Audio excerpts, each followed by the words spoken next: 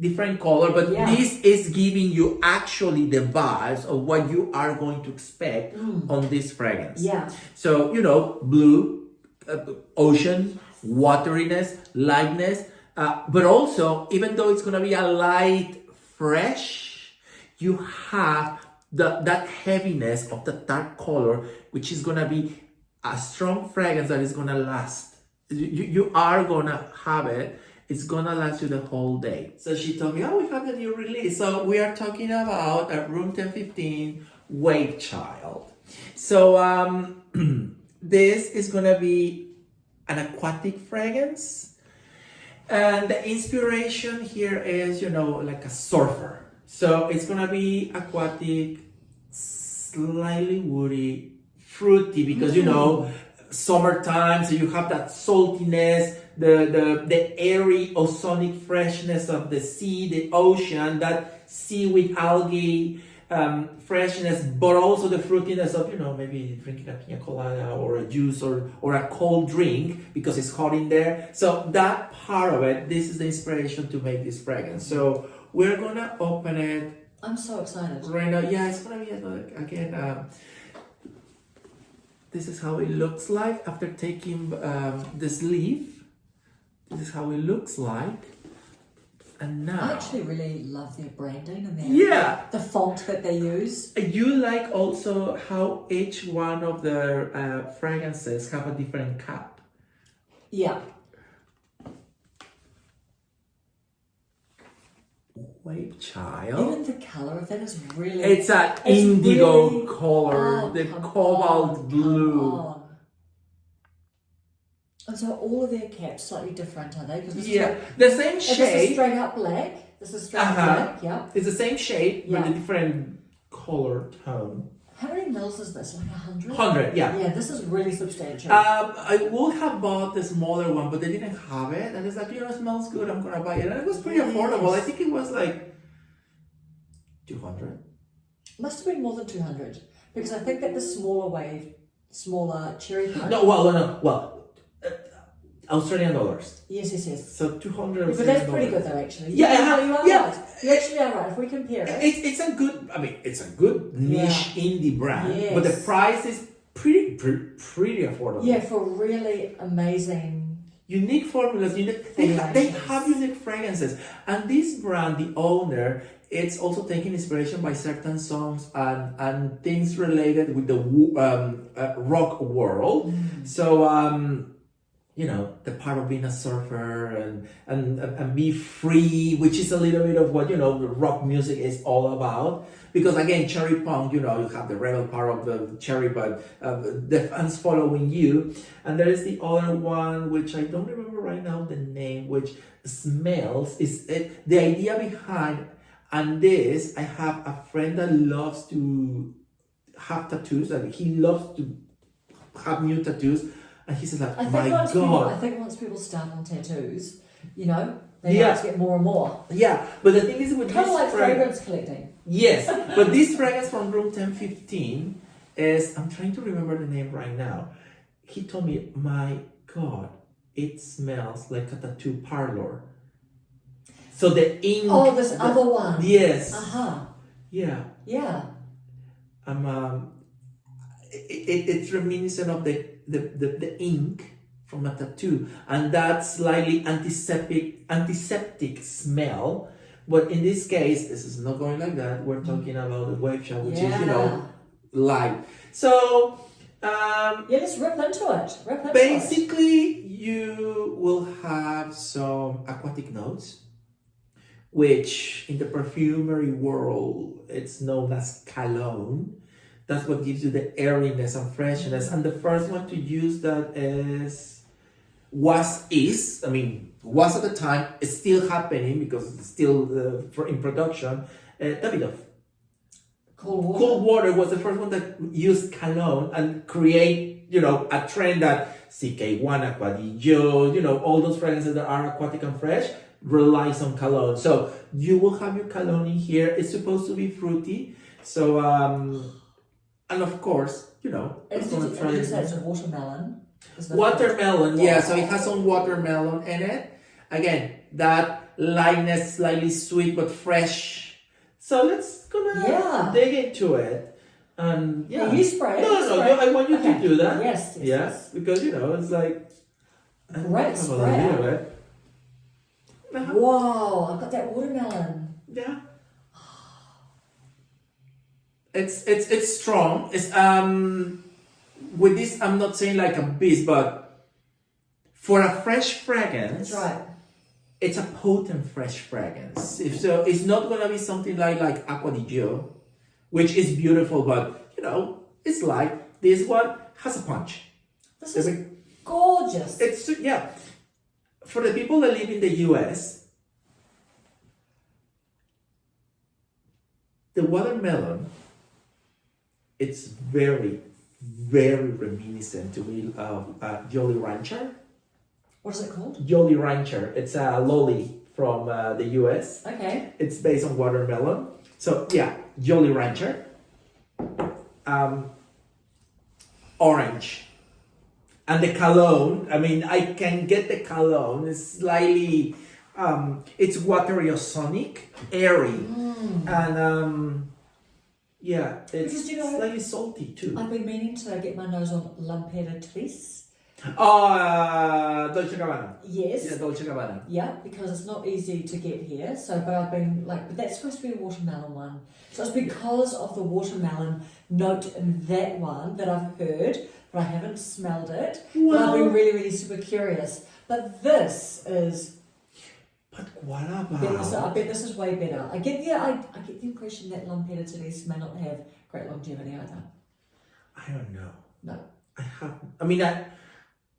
I remember the bottle, but I don't remember smelling it. So trying. But maybe an opportunity in the US. Yeah. But this is because for sure this is still in production.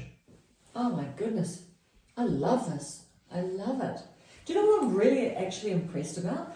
I don't associate you with getting much in the way of aquatic and fruity. You have got so many very rich and dense. You've got quite a my proclivity are oriental. You've got quite a refined nose palette. You're my not going for lollipop fragrances. Not that this is, but I don't think of you. But cherry punk. It's cherry lolly. It's cherry caramel, like candy, like. I can't imagine. I can't imagine you going anywhere down from cherry punk. There's a lot of cherry fragrances on their way up to cherry punk. So I can see how you like cherry punk. Yeah. But if you just like some light, Chubba Chups type of cherry, I'd be shocked. But I like, and I have Davidoff. Yes, but I like fragrances too. Yeah, that's not like Lollies, No, but childish, well, I have L'Odyssée. L'Odyssée? Which is juicy. That's aquatic. But juicy and fruity there, yeah. It's not like Lollies though, not like boiled. Well, sweets. not really, but this not one. Not your New Zealand Lollies that used to. No. I can see how this has filled a gap in your fragrance wardrobe as well, right? Yeah. So this is Surfer Boy. yeah. But again, I'm repeating this, having a Jolly Rancher. Next time I go to the US, I'm gonna buy a Jolly Rancher so you can try. When are you next in the US? Maybe perhaps December. Maybe Scent Explore. Maybe could be. Yes. Could be. I'm going to Scent Explore too. So we're a little bit excited about that. Yes, yeah. I'm getting into the dark side. Andres is already trying to book breakfast or something at Tiffany's. At Tiffany's, the blue box. Yeah, so you can be a little bit the tour guide and do some of the Yes, because New York, why not? It's lovely, it's nice. And you will try the Jolly Rancher. I will, and I'll report back. Yeah. Why not? Report back. But this is totally summer fragrance. Yes. And I bought it, as I mentioned, what was it, 2 months ago? We are in winter right now. We are in New Zealand, so it's winter. Really not for me, this fragrance to wear it right now. So I bought it because I love it. I liked it, but I'm not wearing it right now. But definitely, this is gonna be a for summer. And yes, of course, you can have this in spring too, but not really. You can wear it. Oh, we have a little visitor A here. little visitor. Say hello to Matisse. This is Matisse. Matisse, yeah. Hello.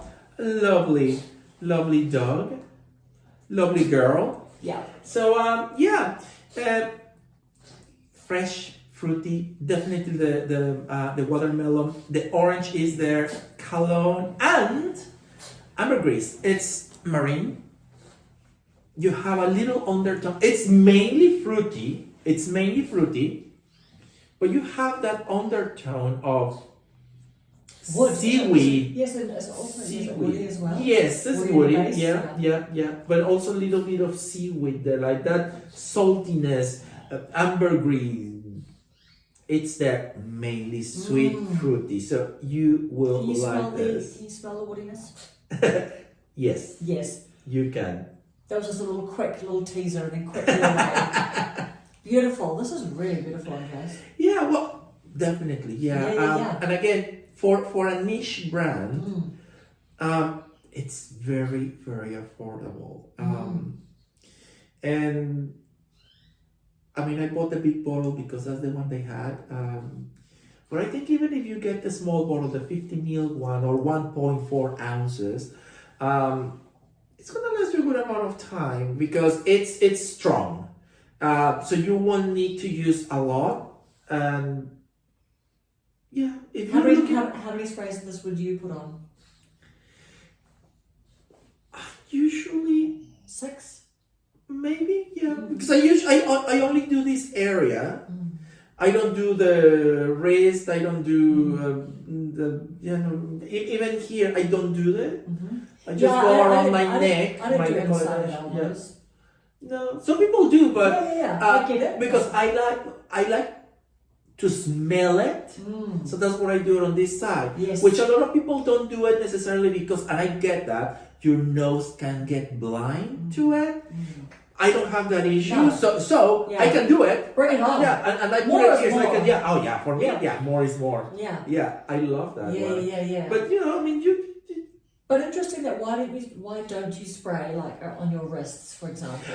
because as I am always looking for new fragrances, if by any chance I get to a department store, I have that area free for me to try it. Okay. Although my way of doing things when finding, looking, or buying a perfume that I don't know is I first go on the blotters. And from that I start eliminating what I don't like, and then I go to maximum 4 on my skin. Yes. So that's why I don't do it here because I like to have that blank canvas. Yeah. But otherwise here, and then after I do it on my skin, I put on my clothes. Yes. And then I put it on my clothes Oh, too totally because I clothes. love to do that. So. I've been noticing before that when I was spraying some of your fragrances, and then you were like really stepping back so it wouldn't accidentally taint what you're wearing what today. I'm wearing today, yeah. Yeah, I just love the whole melange of that's why I love working at the fragrance counter as well. Yes. Actually don't mind smelling like I got tipped out of a empty fragrance bottles dispenser garbage can. I don't mind that. Some people just be like, I've got one here, one on that list. I'm like, hey. But a lot of people It's don't alright. have. Yeah, but a lot of people don't have that acuteness that you or I have, which means we can put on several fragrances on our skin and we still will not get nose blind and we will not be confused by which one did we wear. We have a friend, Michael. Oh yeah. God, he basically dives into the perfumes in his arms. And I think he wears more than us when he's trying. And is this one, is that one, is this one, is that one. It's like he can remember all of them. I don't go that far. But, if it works for us, so be it. Yeah. So, we do that. But Yeah. Because is he a maths teacher or something? Math. Yeah, that's right. So he's Mathematics, able, able to dissect the... Yeah. Yeah. Each one of them. Yeah. But honestly, pretty nice. Typical room 10-15 bottle. Plus, I think that Room 1015, I think they've got really quality fragrances as well. Yes. Don't Yeah. they, right? Yeah. I don't expect any of their fragrances. That is only just after smelling cherry punk, you know? Like, Yes. you just smell that, you think this is super sophisticated. This is really, you know, like a lot has gone into blending that to come out with that. So, yeah, I'm convinced that nothing of theirs is going to fly off your skin like a Jo Malone. Don't go for Jo Malone. Please don't do Jo Malone. Yeah. No. I did buy Jo Malone. Do you? Do you know what? I tried not to. I tried not to buy wood, sage and sea salt. But actually, I just resigned myself to. I like the way it smells. I accept that it's got crappy longevity. That's my issue. I accept that's it. My I accept issue. it. It bothers me, but I accept it. And so I will just top up, or I will overspray a little bit, and I'll enjoy it. And it's really, I would never ever look to buy a clone. Not that I'm into clones, but I would never look to buy a clone of that one because I just think, actually, you know, I mean, look. No clones can replicate. No. So honestly, no, this is beautiful. And going to that Jo Malone, I am not a fan because you're paying too much for literally a cologne. Do I want to wear something that in less than an hour disappears? Not for $300 or $400. I won't. And you know what's the other thing that really pisses me off? And I get it's the marketing. Yeah. But a lot of people don't even think about this. Doesn't cross their mind. And when you go to this place, a Jo Malone stand, store, boutique, they tell you, oh, but you know what's good of our brand? That you can layer them and make it more personal. Hey, you can do that with anyone, with any fragrance. Or make it last longer. And I'm like, no. What are you doing trying to sell a fragrance, talking about layering it with another fragrance? And they'll probably try to buy sell more. Another Jo Malone. Yes, because they tell you can layer with their own line, with their own brand to make it more unique. But you can do that with any fragrance. You don't need to do that with just Jo Malone. What happens is that now, the brand has been bought by a big company, so they want to make a profit. But honestly, the quality you're getting from a Jo Malone doesn't justify the price. This is way better, lasts longer, is more better achieved for a fraction of the cost. I mean, this is like $200. Yeah. Honestly. So we do like it when niche isn't quality. Yeah, and it is a little bit more affordable. Not that we're putting this in the affordable fragrances, but it's not. Well, designer is completely unaffordable now. Yeah, this is affordable for a niche. For a niche, yeah. And the quality you get, it's really, really good. Yeah. Go for it. Wavechild by Room 1015. Thank you, Andres. You've been amazing. Thank you, Karen. Thank you, Matisse. Ciao. Ciao, ci vediamo. Ciao.